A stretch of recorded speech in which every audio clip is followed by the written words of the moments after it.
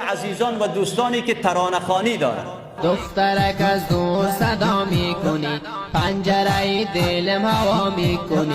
دخترک از دور صدا میکنی، پنجره دلم هوا میکنی. دل برم صد بار فدایت شوم، عاشقانه سویم نگاه میکنی. دل برم صد بار فدایت شوم، عاشقانه سویم نگاه میکنی. شعر و ترانه و نعت با نامهای مختلفی که یاد می شود، اول باید مفهوم و محتوای از شعر و ترانه مطابق با اسلام و دین و شریعت الله جل جلاله باشد.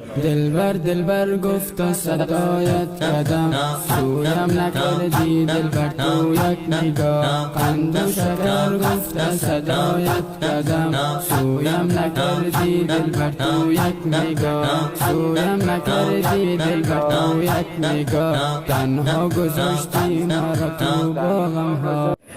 اگر یک محتوایی که عشق بازی و سوق دادن به طرف انحراف و دنیا و مادیات و لذت ها باشد، 100 بار که نامش را بگذاریم ترانه، قطعا ناجایز و ناروا و حرام هست. اسمش همون موسیقی هست، همون مسئله ای را که دین و شریعت حرام میگه. و مسئله دیگر در ترانه خواندن و اشعار سرودن و نعت خواندن یک مسلمان تقلید از انسانهای فاسق و فاجر نداشته باشد. متاسفانه یک تعداد از ترانه خوان امروزی اول موسیقی و خواندن را گوش میگیرند، سبک از او را تقلید میکنن، تمرین میکنن. موسیقی از با ساز و سرود خوانده شده، یا یک خواننده و هنرمند ایرانی یا افغانی هر کجایی که است او را گوش میگیرد، ساعتها حرام را مرتکب میشود. موسیقی گوش میگیرد، بعدش می آید یک پارچه شیری که اسمش را گذاشتن نعت نبوی صلی الله علیه و سلم، به سبک همون انسان فاسق و فاجر میخوان. با در بک‌گراندی از او چیز را اضافه میکند به نام ذکری، اسمش را گذاشته ترانه ذکری. این توهین به عظمت و بزرگی رب العزت و الجلال و ذکر یاد الله سبحانه و تعالی است. مگر می شود ما ذکر الله را یک آله و اسباب برای موسیقی و ترانه ما بسازیم؟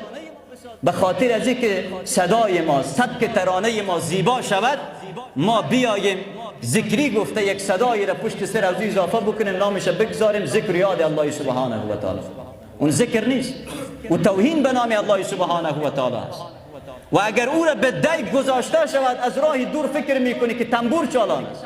همون موسیقی هایی که در نظام جمهوریت و حتی والله تعداد زیادی از عزیزان مستند نقل کردن، همین طور ترانه هایی که سبکش از انسان های فاسق و فاجر و آوازخوان تقلید شده، در هتل ها گذاشته می شود. زنها بر اساس از رقص می کنند، هیچ فرقی نکرده، جای اون موسیقی را پر کرده، هیچ کسی هم احساس ناراحتی نمی کند. کیفش را با همین ترانه هایی که تقلید از فاسق و فاجر و خواننده ها و آوازخوان است امروز